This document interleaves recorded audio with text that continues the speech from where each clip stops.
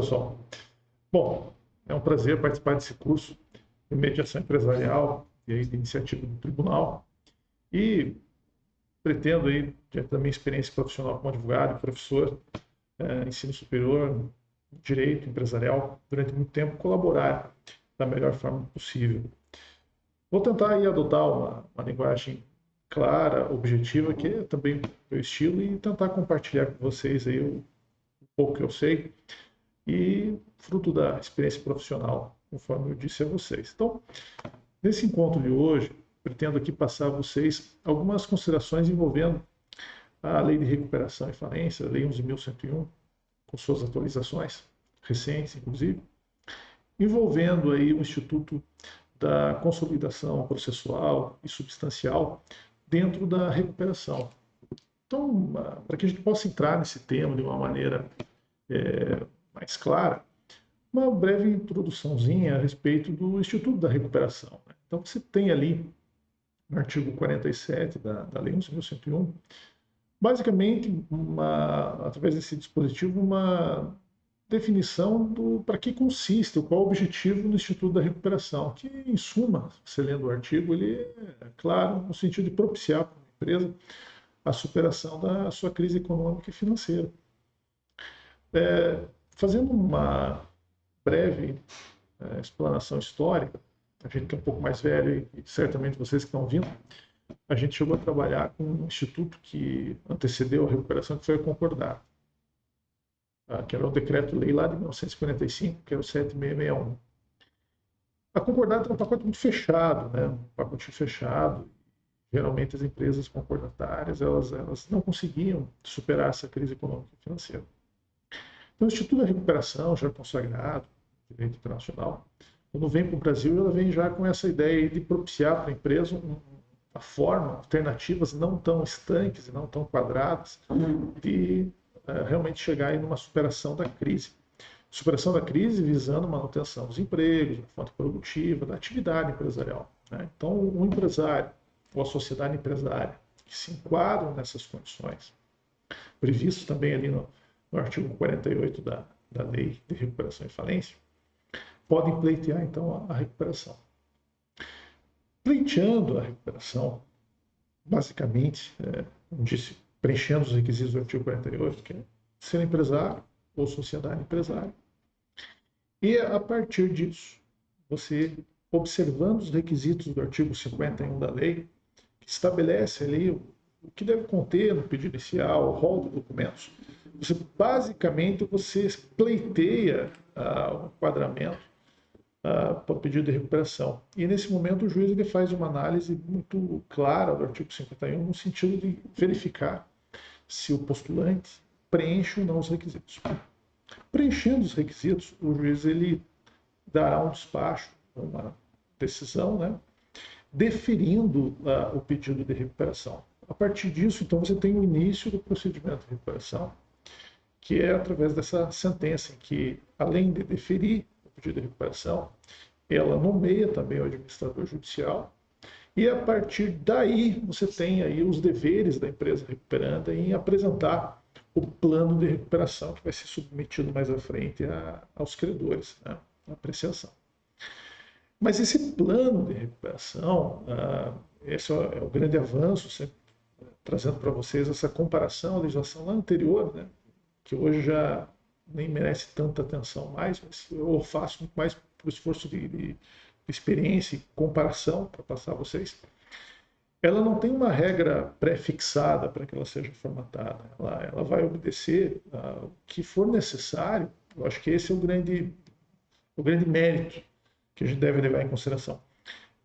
Esse plano de recuperação ele vai observar os contornos da empresa e o que é necessário, tendo em vista a realidade econômica dessa empresa, a realidade de mercado que ela está inserida, quais serão os meios que ela deverá percorrer a superação, né? Ou seja, a superação da crise econômica e financeira.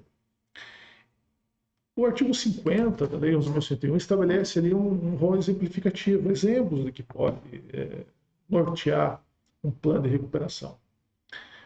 Mas, como eu disse, é um rol exemplificativo. Então, realmente, hoje você tem meios bastante criativos, cada vez mais construídos dentro de uma realidade de crescimento da empresa, ou não, né? Em que ela visa também, além de passar credibilidade, também convencimento aos credores, né? Acho que esse é o grande norte que o plano de recuperação terá. Mas aqui para nós, depois do nosso evento, fiz essa introdução para que a gente pudesse então acompanhar questões que envolvem essa consolidação processual e substancial. O que significa isso? Trazido aí na Lei 11.101, ali a partir do artigo 69 da lei. Bom, basicamente, a possibilidade da recuperação, se a gente fosse analisar, e também antes da introdução do artigo 69G até o L da lei de recuperação, a pergunta ela poderia ser: há a possibilidade de um litisconsórcio ativo na recuperação? Você partindo do pressuposto que o Código de Processo Civil é fonte subsidiária, né, da nossa lei de recuperação e falência, a resposta é sim.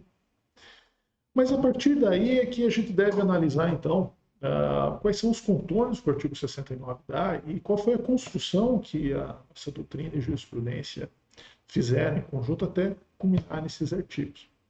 Pois bem, há a possibilidade, então, de um litisconsórcio ativo para pleitear a recuperação. Em que circunstâncias isso se dá, né? Bom, basicamente, a circunstância ela parte da existência de um grupo empresarial. Esse grupo, tecnicamente, ele pode ser de direito ou de fato, mas é um grupo, né? E, havendo a caracterização desse grupo, há o pleito da recuperação através desse litisconsórcio ativo. Isso, além de ser uma economia processual, porque imagine vários pedidos de recuperação independente para empresas do mesmo grupo. Isso, embora fosse perante o mesmo juízo, não faria muito sentido do ponto de vista de processo mesmo. Então, eliminamos essa vedação. Pelo contrário, né, colhemos o litisconsórcio ativo. Então, você tem ali a consolidação processual, né, que é a chamada. Então, a possibilidade de haver um litisconsórcio ativo. Mas as empresas, elas mantêm autonomia patrimonial. O que isso significa dizer? No momento, então, das empresas pleitearem a recuperação, haverá que se observar certas unicidades. Quais são elas, né? Quando digo unicidade, em relação a cada uma das empresas. Então, cada uma delas deverá apresentar sua relação de credores, cada uma delas deverá apresentar sua escrituração fiscal de forma independente, ou seja, aqueles requisitos do artigo 51, a cada uma delas é aplicado, né? Então, isso é autonomia patrimonial. Pois bem, se o processo de recuperação for deferido sobre essa rubrica de consolidação processual apenas, quais são as conclusões? Que haverão planos de recuperação independentes para cada uma dessas empresas. Havendo planos de recuperação independentes para cada uma dessas empresas, haverão também assembleias independentes. Porque os credores, eles podem ou não serem distintos, com créditos distintos. Então, a partir desse momento, então, você tem consolidações de planos de forma independente, embora no mesmo processo. Já a consolidação substancial, ela é um passo além, ela é um avanço nesse aspecto. Por quê? Porque a consolidação substancial, claro que ela parte também da premissa que é um litisconsórcio ativo, até aí os mesmos contornos. Mas onde que está o passo além que eu me refiro agora? No plano, melhor dizendo, na consolidação substancial, além das empresas estarem no consórcio ativo, elas terão o pedido processado conjuntamente e em que pese a autonomia patrimonial. Então, essa autonomia será afastada e, consequentemente, o plano de recuperação será o mesmo para todas elas. Então, haverá uma deliberação conjunta numa mesma assembleia a respeito do pedido de recuperação de todas as empresas, mas sobre o escopo de um plano único que envolve todas elas. É, é claro que a gente tem que entender que não basta haver um grupo empresarial para que você já chegue ao ponto da consolidação substancial. Porque, por vezes, as empresas podem fazer parte de um grupo empresarial, mas elas podem ter realidades pontuais distintas. Como assim, José? Na verdade, partindo do pressuposto que elas são um grupo, mas elas fazem relações contratuais empresariais de forma autônoma, consequentemente, numa situação de crise, ela poderá ter credores diversos, credores distintos, com realidades de caixa também distintas. Então, como é que eu posso chegar, José, a ter um plano, melhor dizendo, uma consolidação substancial sobre a égide da lei de recuperação e falência, aqui falando de recuperação? Basicamente, o magistrado, sobre ele haverá essa carga no primeiro momento de análise, e em caráter excepcional ele poderá então acolher essa consolidação substancial que me refiro, observando o artigo 69J da Lei de Recuperação, em que ele traz ali quatro premissas para que esteja caracterizada a possibilidade do deferimento da consolidação substancial. Mas dessas quatro premissas não precisam serem observadas todas simultaneamente. A lei ela abre a possibilidade de que apenas duas dessas quatro presentes já autoriza ali a consolidação substancial. Mas quais são essas quatro premissas ou hipóteses? São elas. Primeiro, a existência de garantias cruzadas entre as empresas do mesmo grupo, relação de controle ou de dependência entre elas bastante clara, identidade total ou parcial do quadro societário, então participações também cruzadas, né?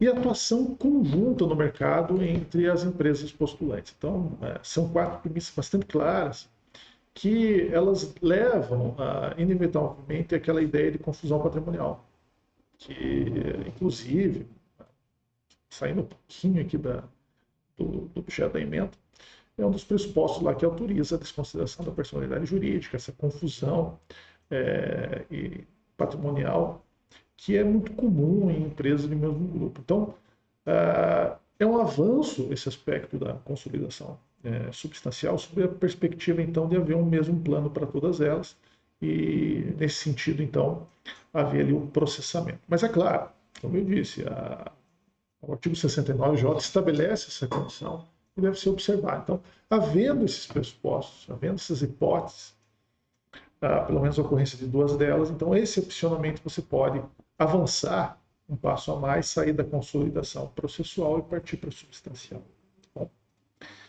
Bem, mas avançando na nossa ementa, a gente então vence a questão que envolve a consolidação processual e substancial na recuperação e passa a entrar no tópico que envolve o procedimento de verificação e habilitação de créditos também na recuperação. Bom, como eu disse, no momento que o juiz ele defere a recuperação, ele também nomeia o administrador, né, os elementos essenciais da sentença que defere o pedido de recuperação.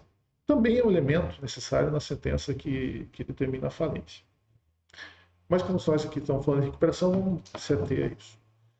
Então, quando se fala em verificação dos créditos, o que exatamente conduz esse tema? Na verdade, assim, a verificação dos créditos das empresas recuperando parte daí de uma análise por parte do administrador judicial da relação de credor e dos seus respectivos créditos.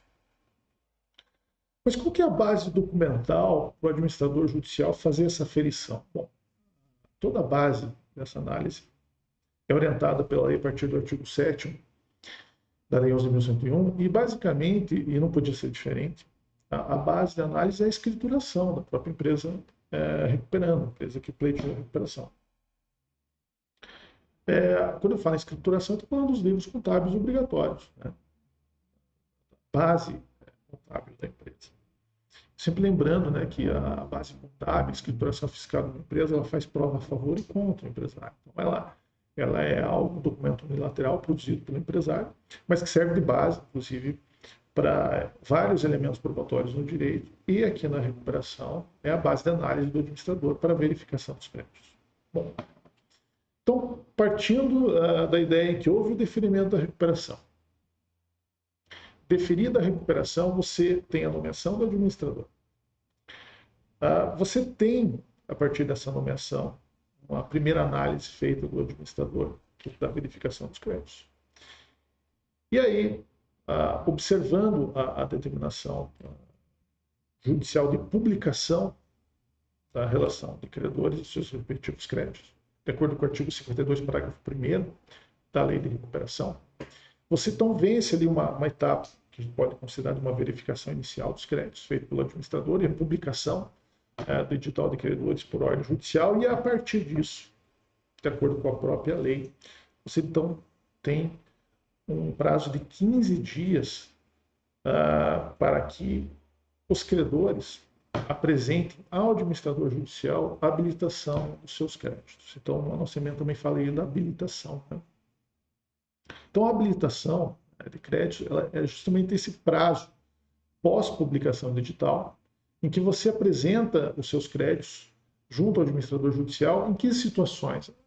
Basicamente, é quando o teu crédito não está contemplado no rol, né? Não consta no rol, ou consta de forma menor. Então, é uma maneira de você corrigir a relação de credores através desse ato, que é denominado de habilitação do crédito. Bom.